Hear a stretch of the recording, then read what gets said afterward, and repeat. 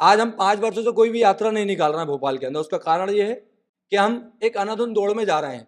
हमने समाज को एक विश्वास दिलाकर 5,000 लोग इकट्ठे करे 3 महीने की भयंकर मेहनत के बाद। समाज को विश्वास होगा इनके पास 5,000 लोग हैं, लेकिन परिस्थिति ये है कि हम 20 लोग हैं। 20 लोगों ने संघर्ष करा, समाज में जाके जोड़ा, और कल वो लोग 5,000 इकट्ठे नहीं हो पाएंगे। तो हम एक परमानेंट व्यवस्था बनाने के लिए एक मंगल मिलन शुरू करा है। शुक्रवार के दिन नमाज होती है, ऐसे ही हमने भोपाल के अंदर मंगल मिलन 7 स्थानों पर प्रारंभ करें। लगभग 100-150 स्थानों पर करने का प्रयास है। मंगल मिलन रात्रि में 8:30 पर स्टार्ट हो जाता है। 1 सेकंड इधर नहीं होगा, 1 सेकंड इधर नहीं होगा, बस देखने में जितनी देर लगती है कि 1 सेकंड आगे होगा, उतनी देर में 1 2 3 बोल के मंगल मिलन स्टार्ट हो जाता है। इसके बाद 8-10 मिनट की चर्चा होती है, और वो भी होती है शत्रु बोध पे। अब ये एक अच्छा काम हो रहा है, लेकिन इसमें आप विडंबना देखिए मंदिरों की भी। जब पाठ के बाद वो गोले में चर्चा होती है तो मंदिर ऑब्जेक्शन उठाता है और कहता है कि भैया ये पाठ तो ठीक है, इस प्रकार से आप गोला मत बनाया करो, ये राजनीति टाइप की बातें यहाँ नहीं होनी चाहिए। मतलब अगर हम वहाँ चर्चा कर रहे हैं हिंदू के विषय में, पंडित जी बोल रहे हैं धर्म की जय हो, अधर्म का नाश हो। अब पंडित जी नहीं बता रहा है, अब उस समय का अधर्म तो वो तो रावण के सामने खड़े हो गए। आज कोई भी बोल देता, दशरथ के अंदर नेता भी बोल रहे हैं कि अधर्म नहीं था और अधर्म था, लेकिन आज का वर्तमान का अधर्म और धर्म तो हमको बताना पड़ेगा ना। वर्तमान का अधर्म क्या है उसका एक मूल्यांकन करके तय करना पड़ेगा ना, ये धर्म है या ये धर्म है। तो अगर हम अधर्म के बारे में बताने जाते हैं तो मंदिरों से ही और हमारे बीच के ही लोग आते हैं कि ये नफरत फैला रहे हैं और नफरत फैलाने वाले लोग हैं।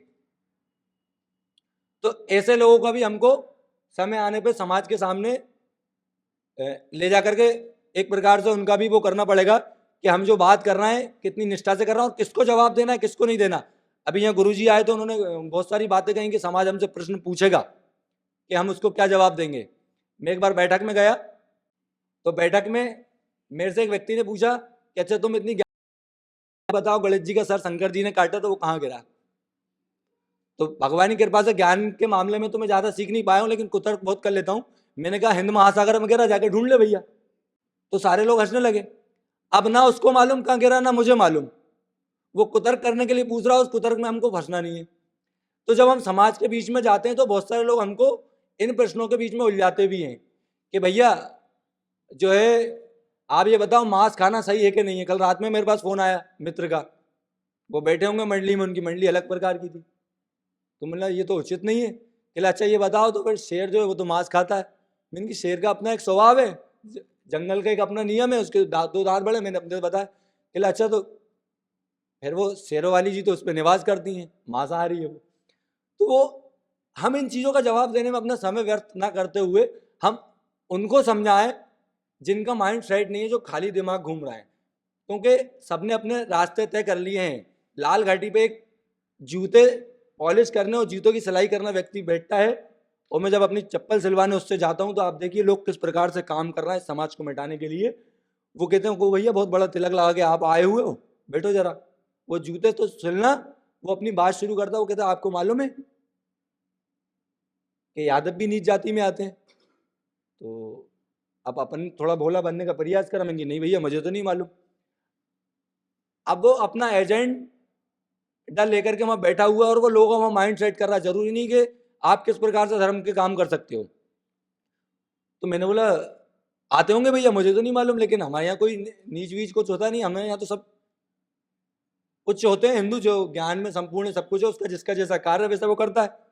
किल्ला नहीं, अखिलेश यादव को आप जानते होगे। और उसने बोला अखिलेश यादव जी, क्योंकि मैं यादव समाज से बिलोंग करता हूं तो तोड़ना उसको है।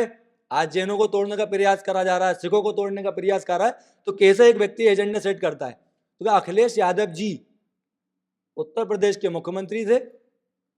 आपको मालूम है योगी आदित्यनाथ ठाकुर खड़ा नाम लिया, क्योंकि एक समाज के व्यक्ति को एक समाज के विरुद्ध में विदेश भरना था, जहर भरना था। तो किले के जब वो मुख्यमंत्री की कुर्सी पर बैठे तो उन्हें गोमूत्र से पवित्र करवाया, अर्थात यादव भी अपवित्र होते हैं।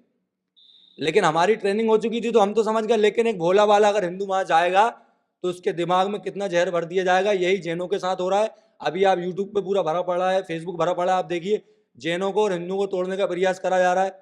सिंधी और हिंदू अलग अलग जातियों में लड़ा करके हिंदुओं को तोड़ने का प्रयास करा जा रहा है। ऐसी बहुत सारी समस्याएं हैं। लेकिन ये एक निराशा भरी बात भी और एक आशा भरी बात भी है कि हमारे महापुरुषों ने कहा है, गुरु जी ने भी कहा है गोवा के अंदर कि आने वाला काल बहुत ही स्वर्णिम काल है। ये पीरियड थोड़ा सा हमारे लिए कोरोना काल की तरह है, इसमें संघर्ष करना है। और जब हमारे महापुरुष जब कुछ कह के जाते हैं तो वो उसके पीछे का बहुत बड़ा मर्म होता है।